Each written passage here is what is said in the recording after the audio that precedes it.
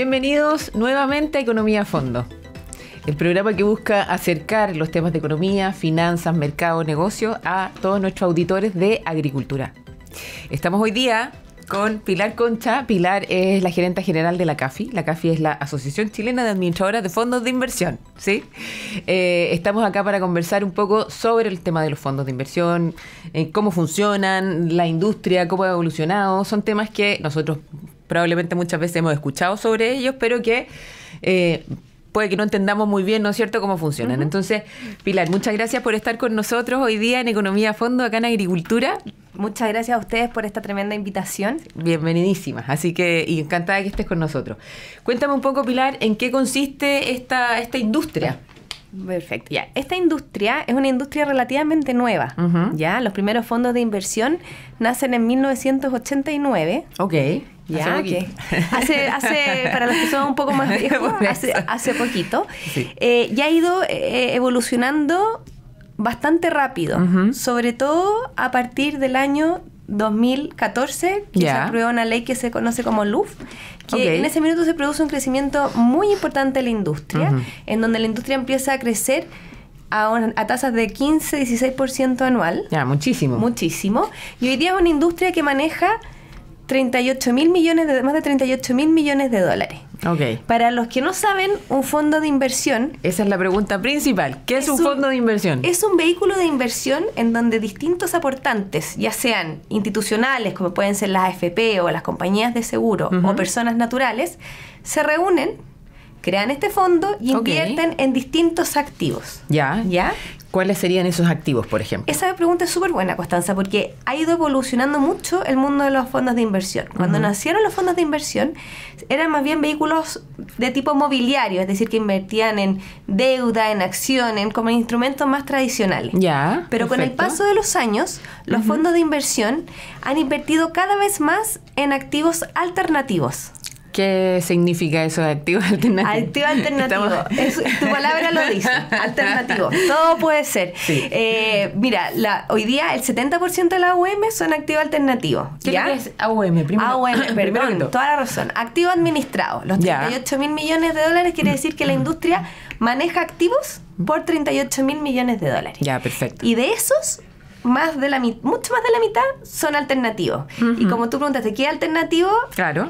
Los principales, pero no quiere decir que sean los únicos y que va a cerrarse así, porque el alternativo va siempre cambiando, son los fondos inmobiliarios, que son los que invierten en el sector inmobiliario, ya sea haciendo proyectos, desarrollando, construyendo los edificios. Ya, construcción de edificios de grandes cantidades, digamos, de departamentos que después sirven como para arrendarlos. Esos son los fondos de renta. Ah, ok, ya. Primero están los fondos inmobiliarios que crean los proyectos, que se ponen de acuerdo con una constructora, que juntan a distintos aportantes, porque probablemente es muy poca la gente que tiene, por no decir casi nadie, la posibilidad de llegar y construir un edificio. Exacto. Pero tú puedes decir, a mí me interesaría participar en ese negocio. Entonces, como no puedo hacerlo completamente, me reúno con otras personas y soy parte de este vehículo de inversión. Y se arma este vehículo de inversión, este fondo, fondo inmobiliario. Inmobiliario que va, compra un paño, se construye el edificio, se vende y se obtiene la utilidad. Ok, perfecto. ¿Ya? Y el de renta, perdona la diferencia, porque suenan muy similares. Y para el auditor, digamos, de pie, no necesariamente entiende cuál es la diferencia entre uno y otro. El de renta es como pensando en una alternativa de esas personas que compran el departamento para arrendarlo. Claro. ¿Ya? Entonces, en ese sentido, el fondo de inversión maneja los activos, ya sean oficinas, ya sean strip centers, ya sean bodegas, ya sean edificios residenciales, y se arriendan. Perfecto. Y es muy interesante que hay un negocio que quizá a algunos de los auditores les suena bastante, que habla del multifamily o renta residencial. Sí, efectivamente. Que en el complicado mundo inmobiliario que vemos hoy día, este vehículo ha ido agarrando mucha fuerza y hay mucho interés y hay crecimiento por este tipo de vehículos, que consiste en que se compra el edificio, se administra y se arrienda. ¿Ya? ¿Y la rentabilidad? pasa a los aportantes. Ya, a partir de ese arriendo y lo que genera, digamos... Claro. Ya, y para los, en el fondo, y para los habitantes de los edificios, también se generan economías de escala. Porque no hay que poner de acuerdo a muchos dueños, sino que se logran varias economías de escala porque el dueño del edificio es este fondo. Claro, y lo está administrando y además se está preocupando de que el edificio en el fondo siga funcionando correctamente, que tenga buena rentabilidad los arriendos, en fin. En fin. Y también pasa que, por ejemplo, cuando uno tiene un departamento y te toca un arrendatario que no te paga, que no se quiere ir, tu inversión pasa a pérdida rápidamente, sobre todo si esa inversión está comprometida con un crédito. En cambio, el fondo a veces tiene mejores herramientas para poder solucionar ese tipo de problemas. Perfecto. En el mundo de los edificios de renta residencial, los fondos de inversión manejan 1/3 de este negocio. Son uno de los pioneros. Es un actor bastante relevante. Importante, sí. Sí. Oye, Pilar, pero volvamos a los fondos alternativos, los fondos de inversión alternativos. Cuéntame un poquito más. Me contaste que evidentemente son muy variados, han crecido con fuerza. ¿Dónde están los énfasis en ese tipo de fondos? ¿De qué se tratan? Explícanos un poquito más en profundidad. Buscan justamente activos que no tradicionales, que generan mayor rentabilidad, porque nosotros, y lo hemos visto, lo que está pasando también con las AFP, que las AFP también están buscando abrir sus límites y invertir más en alternativos, porque los vehículos tradicionales están dando menos rentabilidad. Ya no sean las rentabilidades de los años 90, donde las acciones, los instrumentos de deuda rentaban 10, 12, así, sin mover del escritorio. Claro. Vimos algo puntual el año pasado con los depósitos a plazo. Pero no sabemos si se va a volver a repetir. Claro. En cambio, por el tema de las tasas. Por el tema de las tasas, pero es algo muy puntual. En cambio, el fondo alternativo como que de alguna manera promete mejores rentabilidades en el largo plazo. Ya, perfecto. ¿Ya? Entonces, el énfasis de nosotros está en financiar estos activos alternativos y permitir que distintas personas entren a este tipo de negocio. Como yo te comentaba, el inmobiliario es un ejemplo, pero en el fondo, como nosotros como fondos estamos dando la posibilidad de financiar un montón de estos tipos de activos que además generan consecuencias súper positivas en la economía en general. A ver, ¿por qué? Te cuento. Mira, así como financiamos temas inmobiliarios que generan vivienda y que hay un déficit tremendo de vivienda, hemos visto. También, por ejemplo, financiamos el otro gran grupo de fondos alternativos que se manejan hoy día son los fondos de deuda privada, que es financiamiento a pequeñas y medianas empresas. Los fondos han financiado a más de 13.000 empresas que no tienen tanta facilidad para financiarse con los bancos. O sea, es una alternativa, digamos, a una solicitud de crédito por parte de una empresa mediana o pequeña que da más encima el contexto en el fondo económico, no puede acceder a un banco, lo puede hacer a través de este tipo de fondos. Sí. Nosotros no tratamos directamente con la pyme, porque generalmente o se financia a través de factoring, por ejemplo, se dan créditos automotrices, mutuo hipotecario, y en general los fondos establecen alianzas con los operadores. Por ejemplo, hay un fondo que es con una plataforma que los emprendedores se financian a través de la plataforma, pero detrás hay un fondo que le inyecta plata de alguna manera y que permite que se haga posible el emprendimiento. O sea, y además súper simple, porque en el fondo tú vas y directamente a través de, no sé, la página del fondo, ¿o no? No, como te comentaba, no es la página, el fondo el que directamente en este caso en particular, el que me estabas contando, en el fondo que tiene una simpleza también mayor que... A veces sí. A veces sí. Sí, a veces sí, y en el fondo por eso se está convirtiendo en una muy buena alternativa para gente que no tiene acceso a crédito bancario, tanto para mutuos hipotecarios, para créditos automotrices, y financiar a través de facturas, por ejemplo. Entonces, de alguna manera es una nueva posibilidad de financiamiento. También, dentro de los alternativos, tenemos fondos de infraestructura. Hay 2 hospitales que se han construido con estos fondos. Con estos fondos, carreteras, más de 50 plantas de energía solar. Eso es súper interesante, por ejemplo. Claro. Esos fondos son como más relacionados son fondos como a sostenibilidad, relacionados con temas ESG. ¿Cómo se ha desarrollado ese tema de estos fondos de inversión alternativos que tienen que ver, por ejemplo, con plantas de energía solar?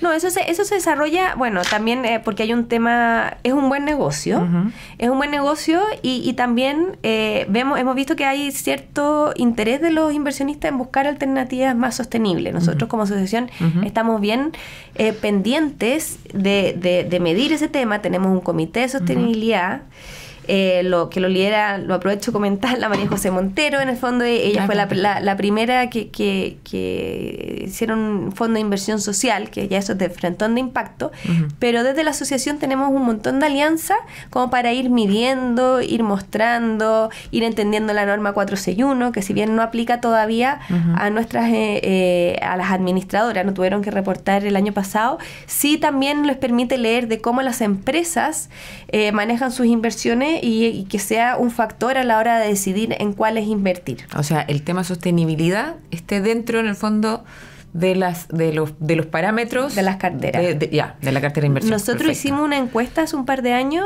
y el 67% de las administradoras tiene alguna política de inversión sostenible, de las que respondieron la encuesta, pero que es una muestra bastante representativa.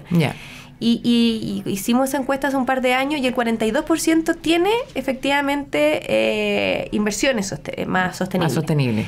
Pero bueno, vamos a repetir esa encuesta y vamos a ir viendo si esto va avanzando. Nosotros los invitamos a leer a todos la guía de sostenibilidad, que fue súper buena porque puso de acuerdo a nuestro mercado y también en el fondo pidió ayuda de universidades, de UNEFI, o sea, como que es una guía que fue bastante colaborativa y por eso bastante aceptada, en donde se definieron los conceptos de sostenibilidad, porque en el fondo cuando uno dice inversión sostenible, como con el gran peligro que podría significar el greenwashing, exactamente, es súper importante y nosotros somos bien celosos en eso de determinar claramente qué es sustentable. Entonces nos pusimos de acuerdo que tiene que tener una política, que se tiene que medir, que tiene que tener esta guía es el marco para poder generar este tipo de fondos de inversión sostenible, que cuenten con ciertos parámetros establecidos en esta guía. Claro, que tienen que medirse, están los parámetros mínimos, y en eso nos pusimos todos de acuerdo.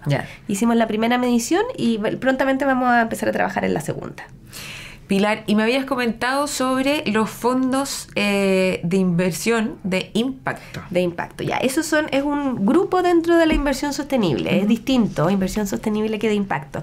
Porque el fondo de inversión de impacto está creado para dar una solución a un problema social, ambiental o de gobernanza. ¿Ya? Ya, perfecto. Y nosotros eso lo venimos estudiando hace tiempo.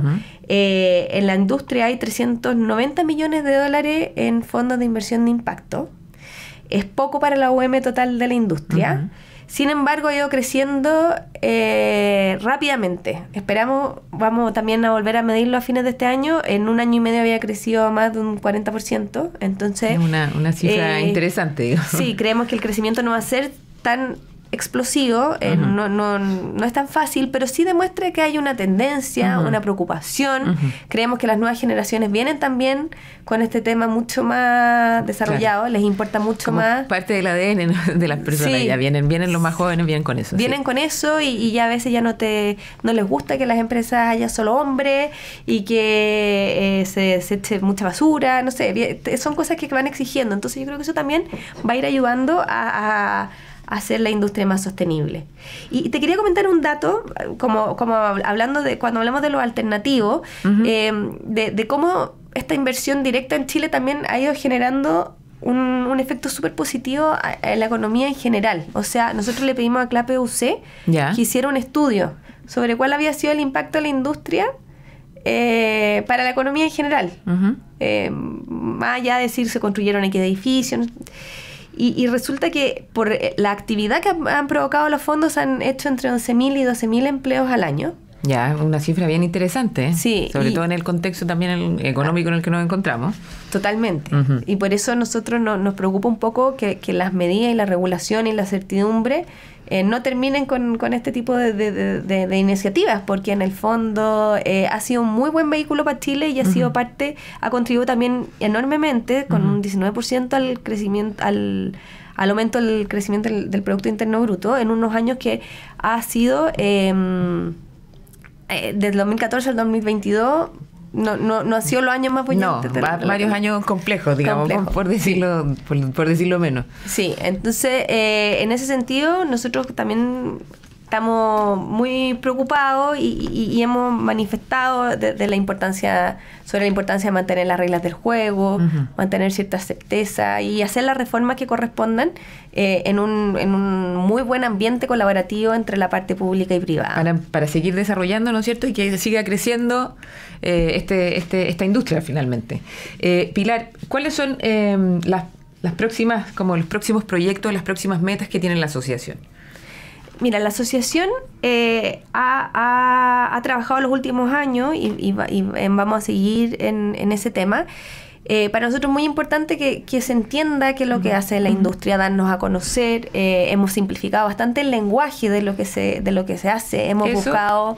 Es clave. Es clave, ¿no es cierto? Es clave, porque no todo el mundo sabe lo que significan los fondos de inversión, en qué invierten, de qué se tratan, cómo están... En qué te afectan. Todo, o sea... Son cosas que uno en realidad escucha, lee, pero realmente hay pocas personas que lo entienden. Y además, efectivamente, como dices tú, el vocabulario de repente es muy complejo y no nos ayuda tampoco a entender más fácilmente de qué se trata. Totalmente, pero cuando uno habla de empleos, uno habla de crecimiento, de que te llegan 14.000 pesos por miembro de la familia al año a raíz de los fondos de inversión, uno dice, en realidad generan un aporte a todos.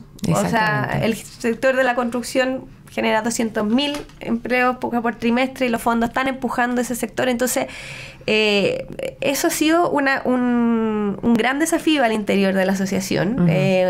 Hemos querido también seguir contribuyendo a ser una industria sostenible. Como yo te comentaba, nuestro comité de sostenibilidad es muy activo. Nosotros nos gusta participar en las mesas del gobierno, bajar la información que se está dando y sobre todo ser bien claro y evitar el greenwashing. Es una alerta que tenemos. Creo que eso es fundamental. Y lo queremos. Y también otro como asociación, para nosotros es clave la colaboración pública-privada.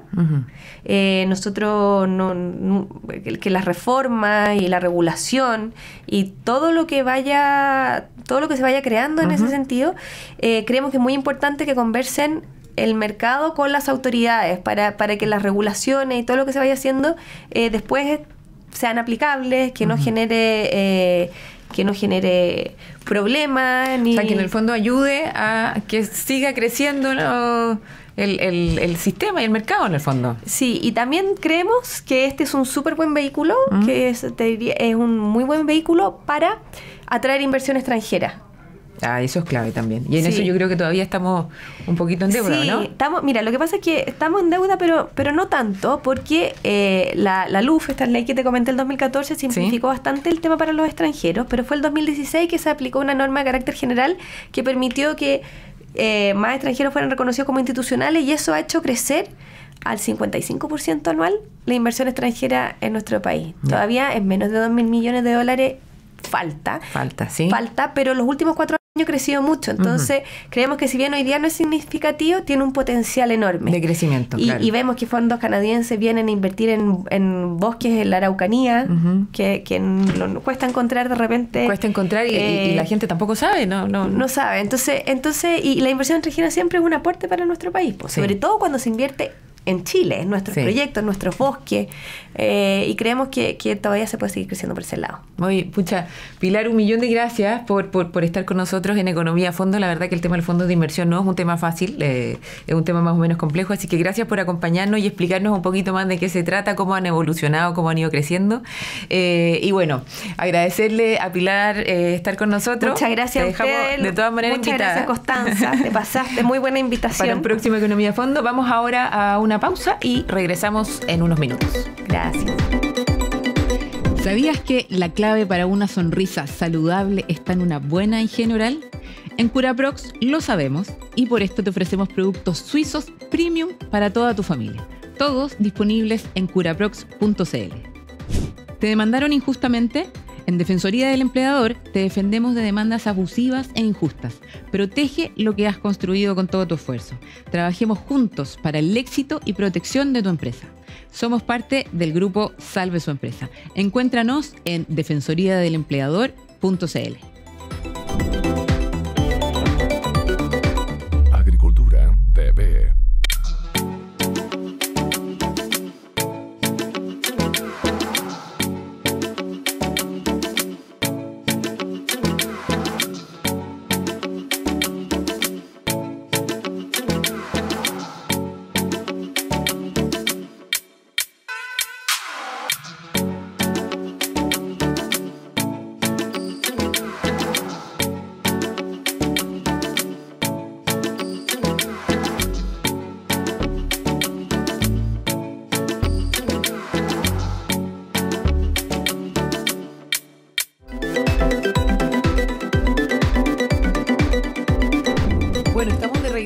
acá en Economía a Fondo y con un nuevo invitado, con Luis Felipe Céspedes. Muchas gracias por estar aquí, Luis Felipe. Muchísimas gracias a ustedes por la invitación. Sí, contarles a todos, Luis Felipe es economista, fue exministro, ¿no es cierto?, de Economía y además actualmente es consejero del Banco Central, así que hoy día nos acompaña. Vamos a estar conversando, por supuesto, de economía, tratando de hacerlo lo más en fácil posible, que es el objetivo del programa. Y estamos justo en un contexto bien complejo, político, social y económico, por supuesto, porque repercute. Hace algunos días atrás nos mostraron un IMASEC con un resultado negativo de de 0,9%. ¿Cómo está la economía chilena? ¿En qué proceso estamos? ¿Tú ves que vayamos a crecer ahora los últimos meses que quedamos del 2023? ¿Cómo se proyecta la economía chilena en el corto plazo? Y después hablamos un poquito más de lo macro, que también estamos en una situación bien conflictiva. A ver, creo que es importante partir primero del dónde venimos. Y esta fue una economía que en trimestres pasados, en años anteriores, experimentó un desajuste macroeconómico que fue muy significativo, y ese desajuste macroeconómico, digámoslo así, un gasto por sobre nuestra capacidad sostenible de gasto en el tiempo, implicó un aumento significativo en la inflación. Y precisamente por eso es que el Banco Central implementó un proceso de alza de las tasas de interés precisamente para poder controlar la inflación. Y lo que fue ocurriendo es que la inflación ha venido en una trayectoria de caída. Estamos en el último registro inflacionario en un nivel de 5,1% en términos anuales. Y también el Banco Central en su momento inició un proceso de recorte de tasas de interés, precisamente entendiendo que habíamos iniciado un proceso de convergencia hacia lo que es la meta de inflación del Banco Central, que es el 3%. Pero creo que es importante que lo que estamos viendo hoy día en materia de actividad económica es también en parte explicado por el hecho que tuvimos una economía que creció más allá de sus capacidades permanentes en el tiempo, que era necesario hacer ese ajuste macroeconómico, y que lo que esperamos hacia adelante es que hacia el próximo año ya la economía retome niveles de crecimiento positivo. De hecho, nuestra proyección en el último IPOM es de una caída de un crecimiento entre 0 y menos 0,5 para este año, y entre 1,25 y 2,25% positivo el próximo año. Eso se debió al tema de la pandemia, al tema de el aumento en la inflación en el país. A las, a los retiros, evidentemente, de los fondos de pensiones, de los apoyos también estatales, ¿no es cierto? Eso fue lo que hizo que la economía se calentara un poco, ¿no es cierto?, subiera la inflación, y ahora ya de nuevo estamos a la baja. Efectivamente, nosotros tuvimos en Chile un aumento bien significativo del gasto, del consumo, que tal como tú dices, es un factor que nosotros en IPOMs pasados hemos reportado fue el principal factor detrás del incremento de la inflación. También hubo otros factores como choque exógeno, externo, que también contribuyeron, pero efectivamente lo que tú señalas es, de acuerdo a nuestras estimaciones, el principal factor. Luis Felipe, y ahora que nos quedan un par de meses nomás para el cierre del año, ¿cómo se ve finalmente el crecimiento del país? ¿Vamos a crecer algo, aunque sea un poquito? ¿Vamos a estar en cero o en negativo? ¿Cómo lo ves tú? A ver, nosotros tenemos proyecciones que son más bien proyecciones anuales. Dentro de esas proyecciones anuales tenemos una cierta tendencia. Debiésemos estar llegando al nivel donde el ajuste en términos de la tendencia negativa de la economía de crecimiento debiese ya estar llegando a su fin, y por lo tanto debiésemos ver más bien una cierta estabilización para después retomar niveles de crecimiento positivo hacia el próximo año. Ese es básicamente lo que nosotros presentamos en nuestro último IPOM, y más o menos los datos han estado en los contornos de ese escenario central que planteamos. O sea que esperamos el próximo año más bien crecimiento. Y esto que está pasando ahora, el conflicto que hay en Israel, ¿no es cierto?, en la Franja de Gaza, todo lo que significa, digamos, en términos políticos, pero también en términos económicos. Hemos visto que ha aumentado muchísimo el precio del petróleo, por ejemplo. También, para qué decir, el dólar está en más de 900 pesos. Hace mucho rato que no habíamos visto un alza en el precio del dólar, pero hoy día fue ya bastante más potente, digamos, de lo que habíamos visto. ¿Cómo se refleja eso en la economía chilena? ¿Cómo nos afecta? ¿A qué tenemos que atenernos un poco los chilenos y prepararnos para poder enfrentar mejor este tipo de situaciones? Bueno, en primer lugar, no puedo dejar de condenar absolutamente los ataques terroristas contra la población civil en Israel. Creo que eso es muy importante de señalar. En segundo lugar, respecto a las repercusiones económicas, tal como tú dices, lo que hemos visto en las horas posteriores han sido un aumento en el precio del petróleo. Ahora, creo que una cosa importante es, y aquí creo que es bueno, es muy buena la pregunta porque de alguna u otra forma nos permite elaborar un poco más respecto del marco de política monetaria que implementamos en Chile. Una de las cosas que nosotros hemos logrado en el tiempo es implementar un marco, le llamamos de metas de inflación flexible. ¿Qué significa que eso? Es un marco de política en donde la credibilidad del Banco Central es lo que posibilita que frente a situaciones como por ejemplo un aumento en el precio del petróleo, lo que el Banco Central hace es analiza qué tan transitorio puede ser dicho aumento en el precio del petróleo, la persistencia o no persistencia del shock, la situación de la economía, en qué momento, cuáles son las condiciones iniciales de la economía en que se enfrenta para poder determinar cuál va a ser su impacto sobre la inflación. Y hay distintos horizontes. Y aquí es creo yo, lo importante respecto al régimen de metas de inflación. Usted a veces puede tener efectos de corto plazo en materia inflacionaria, pero dentro del horizonte de política, que nosotros lo hemos definido como 2 años, esa inflación puede disminuir, o sea, ese efecto puede desaparecer. Claro.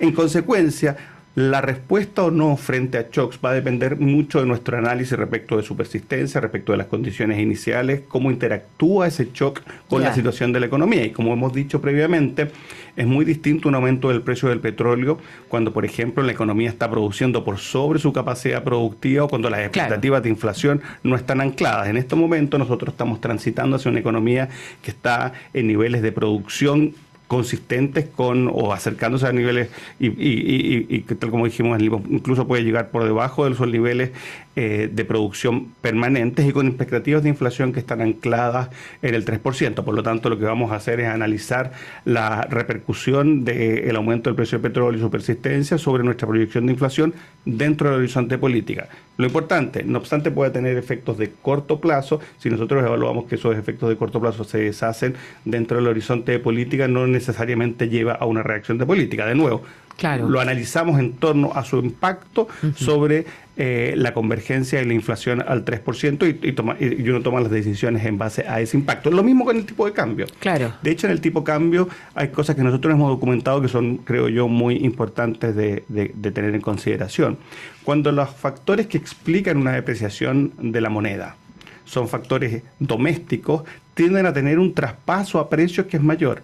Pero cuando los factores que explican esa depreciación del peso son factores externos, tienden a tener un coeficiente de traspaso, un traspaso a precios que es menor, con efectos más de corto plazo que de mediano plazo, que es el horizonte de política. Entonces, nuevamente, analizamos todo esto en consideración de estos factores. La respuesta, digámoslo así, no es una respuesta automática, depende del contexto y depende de la situación. Y de nuevo... Y también cuánto duro, ¿no? Me imagino, porque... Absolutamente. Claro, si esto se sigue... de su persistencia o no, efectivamente. Y eso es muy importante, porque de esa forma lo que el Banco Central logra es evitar sobreajustes de la economía que pueden tener efectos más persistentes. Un marco flexible lo que le permite a uno es precisamente calibrar el impacto que puedan tener estos shocks de precio de petróleo o el aumento en el tipo de cambio en la inflación en el horizonte de 2 años y por lo tanto de cuánto puede o no desfiar la inflación respecto del 3%. Y eso tiene obviamente es muy bueno desde el punto de vista del bienestar de la población, pero lo clave es que sea en un marco de credibilidad del Banco Central. Por eso nosotros le asignamos el rol que le asignamos a las expectativas de inflación y a nuestro compromiso de hacer converger la inflación al 3%. Bueno, eso efectivamente ha sido, o sea, yo creo que el Banco Central por lejos es una de las entidades con mayor reputación y credibilidad, ¿no es cierto?, del país, y también en comparación con los demás países, incluso de América Latina y de Estados Unidos también. Estamos en un periodo de presupuesto, Luis Felipe, el gobierno habló de aumentar el gasto.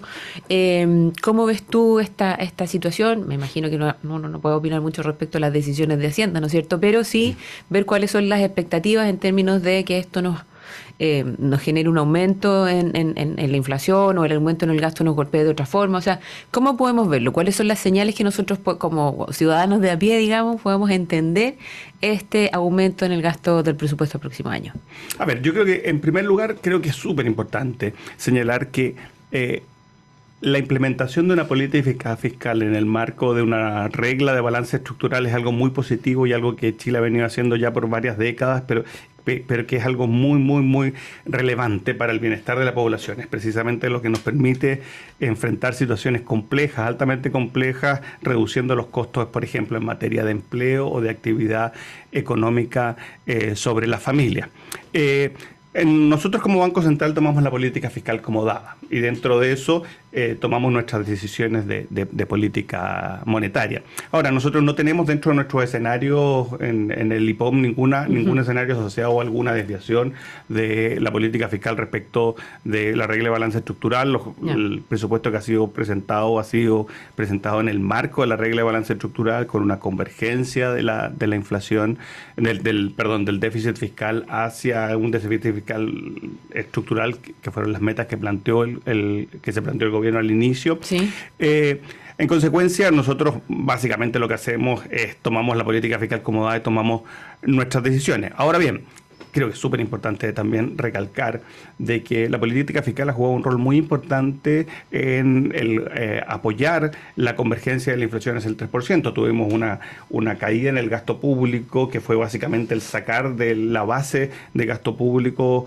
las transferencias fiscales que se hicieron previamente, que contribuyó de manera importante al ajuste de la economía. Entonces creo que el tener una política fiscal ordenada, el tener una política fiscal que se enmarque en la regla del balance estructural con una trayectoria de deuda pública que sea sostenible, son principios que hay que mantener y es muy importante que la política fiscal se implemente dentro de esos bordes. Perfecto, entonces si trato de ponerlo como más en un vocabulario más del chileno de a pie, quiere decir que el haber disminuido o haber terminado de entregar estos beneficios, digamos, desde el Estado hacia las personas, ayuda a bajar la inflación, y ahora con el presupuesto y el aumento de 3,5% en el gasto, que tiene como objetivo, ¿no es cierto?, impulsar el del empleo y el desarrollo en el fondo del país, eso nos va a ayudar también a que la inflación empiece a bajar y haya mucho más movimiento dentro de la economía chilena. A ver, la política fiscal, de nuevo, la política fiscal que se implementó en el año anterior fue muy importante para lo que tú dices, o sea, porque lo que teníamos en Chile era un gasto que estaba por sobre nuestra capacidad de gasto sostenible en el tiempo, y cuando tú gastas más de lo que es sostenible en el tiempo, se generan presiones inflacionarias en la economía, y eso fue uno de los factores que observamos. Al disminuir ese gasto, eso contribuyó a que el ajuste de la economía se fuese dando, lo que junto con la política monetaria contractiva, el aumento de las tasas de interés, contribuyó a ese ajuste macroeconómico de la economía. Y hacia adelante lo importante, creo yo, es que la política fiscal se siga enmarcando dentro de una regla de balance estructural, de una convergencia del déficit estructural hacia valores de largo plazo sostenibles, con una deuda sostenible, y lo que entregó el Ministerio de Hacienda, presentó en el presupuesto, se enmarca dentro de ese cuadro. Ahora, respecto del número en particular, eso básicamente nosotros lo analizamos en el marco de nuestro IPOM, pero de nuevo, al ser la política fiscal enmarcada dentro de este balance estructural, creo que es el efecto de primer orden sobre el bienestar de la población. Perfecto. Bueno, entonces esperamos solamente el 2024 algo de crecimiento, ¿no es cierto?, mejorando. Más o menos, ¿cuánto esperan ustedes? Nosotros estamos proyectando para el próximo año un crecimiento entre 1,25% y 2,25%. Yeah. Nosotros a esta altura damos un rango de 1 punto en términos del crecimiento. Falta todavía. Entonces tú lo puedes centrar, la gente generalmente lo que hace lo centra en el valor medio. Y hacia el 2025 nosotros estamos proyectando un crecimiento entre 2 y 3%, que es más consistente con el crecimiento potencial de la economía, aun cuando en la última exposición en el Congreso el banco señaló importante la discusión respecto de cómo potenciar el crecimiento de largo plazo de la economía y en particular cómo poder hacer crecer la productividad de la economía, que es el factor más relevante de crecimiento de largo plazo en cualquier economía. Luis Felipe, muchísimas gracias por acompañarnos en Economía a Fondo. La verdad es que nos ayuda mucho estas conversaciones para poder aclarar algunos puntos, ¿no es cierto?, en temas de economía chilena y también macro, y sobre todo con el contexto en el que tenemos ahora. Así que agradecerte que estés junto a nosotros y bueno, vamos a unos comerciales y después regresamos nuevamente con Economía a Fondo. Muchas gracias. ¿Sabías que la clave para una sonrisa saludable está en una buena higiene oral? En Curaprox lo sabemos y por esto te ofrecemos productos suizos premium para toda tu familia. Todos disponibles en curaprox.cl. ¿Te demandaron injustamente? En Defensoría del Empleador te defendemos de demandas abusivas e injustas. Protege lo que has construido con todo tu esfuerzo. Trabajemos juntos para el éxito y protección de tu empresa. Somos parte del grupo Salve su Empresa. Encuéntranos en defensoriadelempleador.cl. Agricultura TV.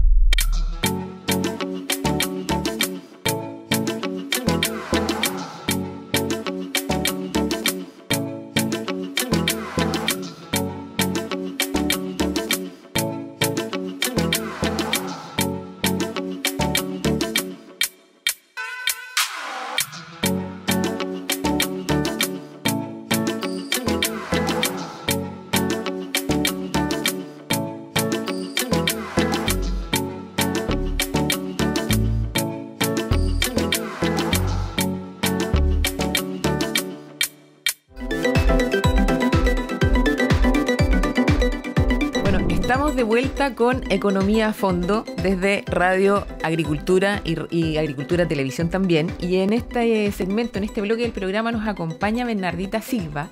Bernardita, muchas gracias. Estamos a la distancia, por motivos laborales, efectivamente. Bernardita es gerente de estudios de la Cámara Nacional de Comercio y está con nosotros hoy día para conversar sobre la tasa de victimización que hay en los comercios, ¿no es cierto? Que es una cifra una cifra súper negativa, que alcanzó un 61,8%. Y queremos conversar un poquito más de eso, sobre el estudio, cuándo se realizó, cuáles son los parámetros en el fondo que se evaluaron para revisarlo y cómo nos afecta finalmente a los comercios y a la economía y al entorno económico y también social en el que estamos actualmente. Bernardita. Sí, muy bueno, todavía buenos días. Gracias por la invitación. Y claro, nosotros, como tú comentabas, hacemos esta encuesta de victimización del comercio todos los semestres. La venimos haciendo desde el año 2008, entonces por lo tanto ya tenemos una historia bastante robusta de información. Y es una encuesta donde se les pregunta a los mismos locatarios del comercio, restaurantes y hoteles, estaciones de servicio, logística, compraventa de automóviles, si fueron o no víctimas de algún delito durante el primer semestre. Entonces les da una lista de delitos. Perdona, Bernardita, ¿eso es en la región metropolitana, en ciertas comunas? Lo hacemos en país completo. En 7 ciudades. Perfecto. Iquique, Antofagasta, Santiago, Valparaíso, Viña, Concepción, Talcahuano, Temuco y Puerto Montt. Ya. O sea, no es solamente región metropolitana como suele ser en general la mayoría de los datos que se presentan. Así que fantástico me parece porque es mucho más representativo de lo que nos está pasando como país. Claro, son de hecho los principales centros urbanos que tenemos en el país y los resultados no son buenos. Volvimos a un nuevo récord en la tasa de victimización de 61,8%, es decir, 6 de cada 10 locatarios que se entrevistaron fueron víctimas de algún delito durante el semestre, lo que preocupa enormemente porque desde que salimos de la pandemia esto ha venido constantemente subiendo y también vemos que hay un escenario distinto pre y post pandemia. Si yo agarro las mediciones pre-pandemia, hay una tasa promedio de victimización de 49,6, lo cual es alto también, pero ya post pandemia la tasa promedio de victimización es de 60,2 y sobre todo lo mismo pasa en todas las ciudades y en las que más se ve una diferencia es en las ciudades también del norte. Entonces, preocupa este escenario distinto, preocupa delitos también de mayor violencia, hay un cambio en los delitos, y esa es la parte como de hechos, si fue o no víctima de delito. También se les pregunta después temas de percepción de seguridad, que también podemos conversar. Sí, Bernardita, eso te iba a preguntar, ¿cuáles son los delitos más mencionados por el comercio? Lo más mencionado es otros daños materiales al local, que se refiere a destrozos, rayados, incendio, etcétera. Eso vemos de que hay un 28,5% de los encuestados que fue víctima de daños materiales al local. y si uno lo ve como por rubro, sobresale por ejemplo, en hoteles y restaurantes, y en tiendas por departamento, supermercados y farmacias también sobresale esto, y en estaciones de servicio, logística. Tiene que ver... Después tenemos el hurto y el hurto hormiga, que son siempre, el hurto hormiga es algo que siempre es potente, sobre todo en las tiendas de mayor tamaño. Claro, en retail, en el supermercado. Claro. Perfecto. Y después también tenemos, por ejemplo, el robo con violencia, destaca en todo el subrubro de estaciones de servicio, logística y compra-venta de automóviles, donde cerca de 15% fue víctima de robo con violencia. Y pues también está el robo de mercancía en ruta, que destaca en las grandes tiendas, supermercados y farmacias, donde casi un 46% fue robo de mercancía en ruta. Eso significa... Esas son, por ejemplo, robo de mercancía en ruta y daño a materiales al local, son cosas que no veíamos antes. Claro, eso, perdón, el robo en ruta, en el fondo, de mercancía en ruta al que te refieres, significa cuando los asaltantes paran, ¿no es cierto?, los camiones que van transportando, no sé, pues desde un centro logístico a última milla, en el camino, ¿no es cierto?, los asaltan, les roban la mercadería, dejan a veces al conductor... En la carretera, con suerte, digamos, si es que no le pasó nada más grave. Y eso no se veía antes, al igual que el que me mencionaste, el daño material. El daño material. Antes siempre teníamos el hurto y el hurto hormiga como los dos primeros. Y después venía, ¿no es cierto? Y ahora tenemos daños materiales al local, que empezó a ser fuerte después, sobre todo de lo que es el estallido. Y este robo de mercancía en ruta, que ya es pan de cada día. Nosotros, muchos asociados, hace un par de años empezaron a mencionarnos este tema, y hay, por ejemplo, rutas en Valparaíso, San Antonio, etcétera, que son de ataque diario, y a varios camiones al día, y ya vienen dateados, ¿no es cierto?, de lo que hay adentro, y muchas veces son productos que terminamos viendo en el comercio ambulante ilegal, en todo este circuito, ¿no es cierto? Bernardita, y un poco... Para resumir, las cifras son malas, los datos son malos, pero para concluir un poco, ¿qué podemos hacer? ¿Cuáles son las conclusiones del estudio? ¿Cuáles son? ¿Hacia dónde debiésemos apuntar? ¿Hay una solicitud de un desarrollo de ciertas políticas públicas que puedan ayudar a cambiar este escenario? ¿Qué es lo que está planteando la Cámara Nacional de Comercio? Claro, nosotros siempre, cada semestre ponemos esta encuesta, una herramienta para todos los actores que quieran hacer algo con estos datos y tomar acciones concretas. La importancia de este dato también, quiero decirlo, es que te da el dato de victimización de los comercios, pero hay muchos de ellos, sobre el 60%, que no denuncian. Entonces, esta tasa de victimización te está mostrando la realidad. De repente uno mira los datos que dan en el gobierno, etcétera, sobre denuncias, que se basan en denuncias, y que a veces dicen, no, es que bajaron la denuncia de esto, del otro, pero aquí estamos viendo la victimización más allá de la denuncia. Hay un 60% que no denuncia. Exactamente. Aquí hay un tema, denunciar, la importancia de denunciar los delitos. ¿Por qué la gente no denuncia, Bernardita? ¿Cuál sería la mayoría de la gente que no denuncia, de hecho les preguntamos, hay cerca de un 80% dice que no confía en la eficacia del sistema cuando denuncia. Si no está denunciando, porque ¿para qué voy a denunciar? Hay un 80% que dice si no hay una respuesta, digamos, una solución a esta denuncia. Claro, y después hablan de que es un trámite también engorroso, lento, hay cerca de un poco más de un 50% que dice eso. Entonces, claramente acá hay un tema de cómo hacemos que la gente denuncie, y que cuando denuncie, esa denuncia sea eficiente, para que para la vez siguiente tenga ganas de denunciar, porque si no aquí hay un círculo vicioso y nadie después quiere ya denunciar porque para qué, si no sirve, etcétera, ¿no es cierto? Son temas, siempre el llamado que hacemos a los comerciantes a poner la denuncia, a seguir el debido proceso, etcétera. Por otro lado, también está el tema del comercio ambulante ilícito, que sabemos y lo preguntamos, de que tiene cierta correlación con que el barrio sea más inseguro, con una mayor delincuencia, y ahí también hay que hacer algo.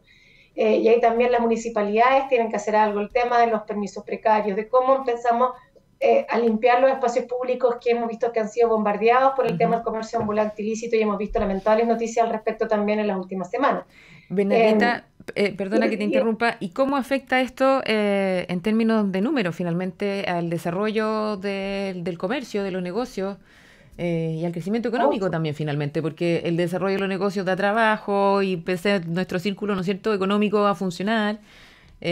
¿Cómo nos afecta en términos de, aparte de los porcentajes pésimos en términos económicos? Yo creo que afecta mucho, porque hemos visto varios negocios que dicen, me voy, ¿no es cierto?, me voy a este barrio. Eso significa, y eso no le hace bien ni al barrio, ¿Pero es un cierre del negocio completo o se cambian o cierran y terminan quebrando finalmente el negocio? Y se van a un barrio más seguro. Hemos escuchado mucho donde en barrios como el barrio Meis, comerciantes que se han ido, Santiago Centro, comerciantes que se han ido. Y para la economía de esos barrios es una muy mala noticia, porque al final son barrios que se empiezan a tomar por bandas, por inseguridades, y el que cumple las reglas y el que está haciendo bien las cosas se ve obligado a irse de ahí, ¿no es cierto? Muchas veces se ve obligado no solo a irse, a cerrar las puertas porque se le pone una línea de comerciantes ambulantes afuera que vende lo mismo que él. Claro, más barato, que no paga impuestos, no paga patentes, permisos, en fin.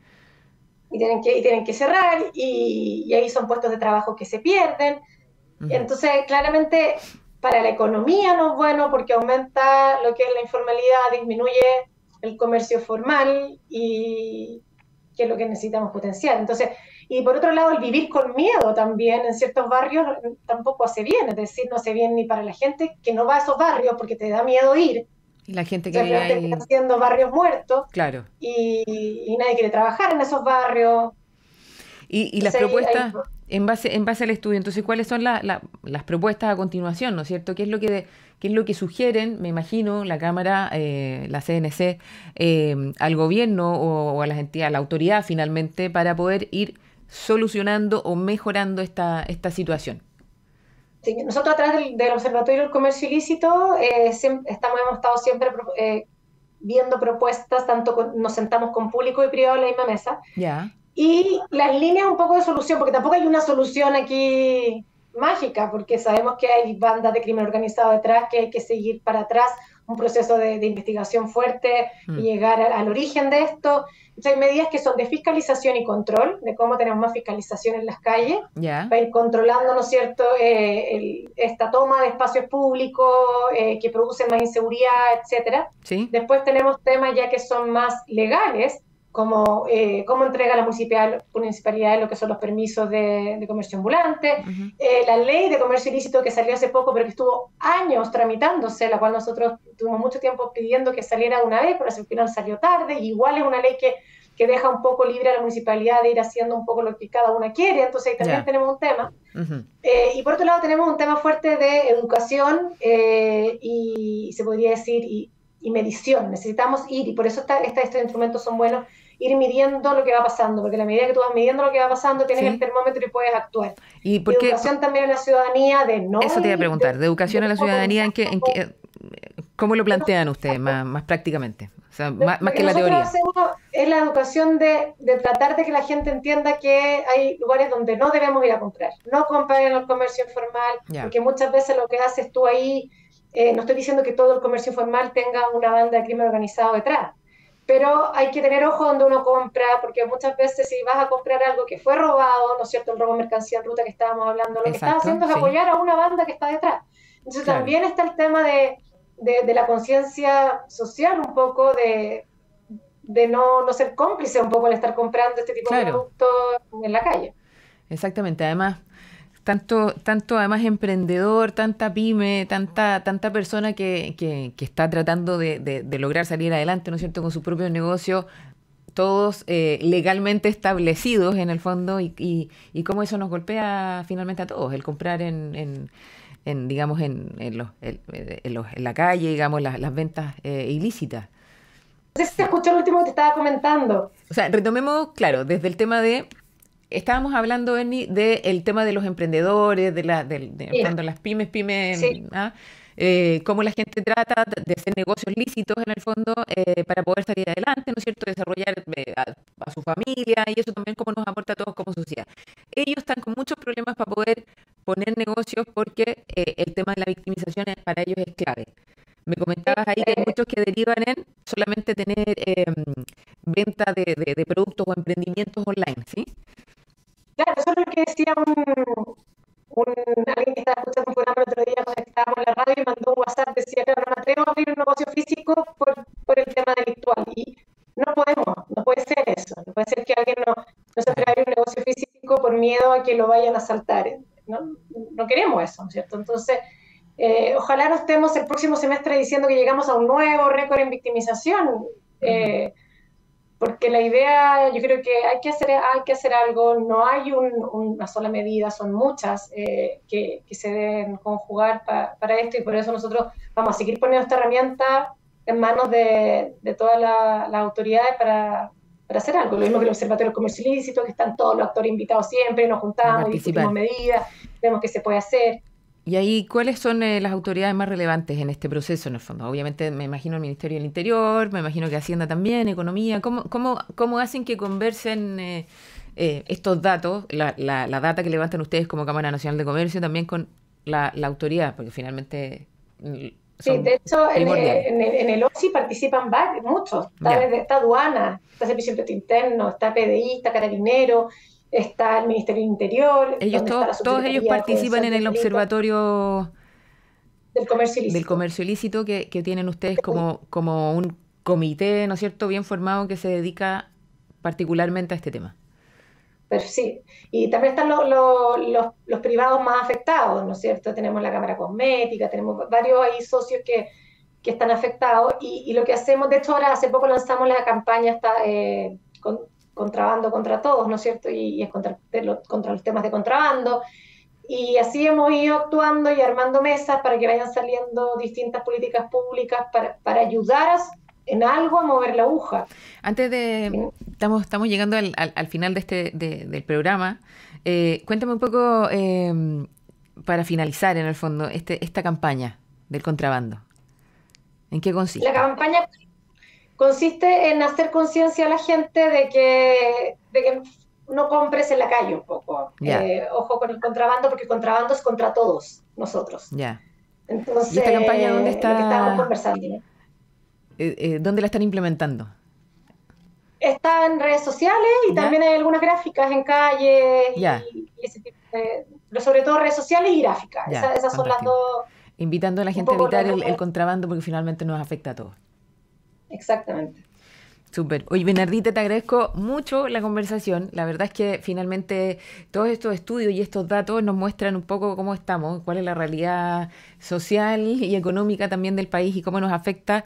Estamos en Economía a Fondo, hablamos de los mercados, hablamos de la economía, hablamos de las finanzas, y es súper importante poder tener un sistema, ¿no es cierto?, económico que funcione y funcione de manera correcta, sin todo este temor, digamos, a la victimización que tienen los comercios. Al final no nos ayuda, ¿no es cierto?, el desarrollo del país, tampoco al desarrollo de nosotros, social, digamos, de todos los chilenos. Así que, Bernardita, te agradezco un montón. Estamos a la distancia con Bernardita, pero tuvimos una muy buena conversación. Así que muchas gracias por acompañarnos, Bernardita.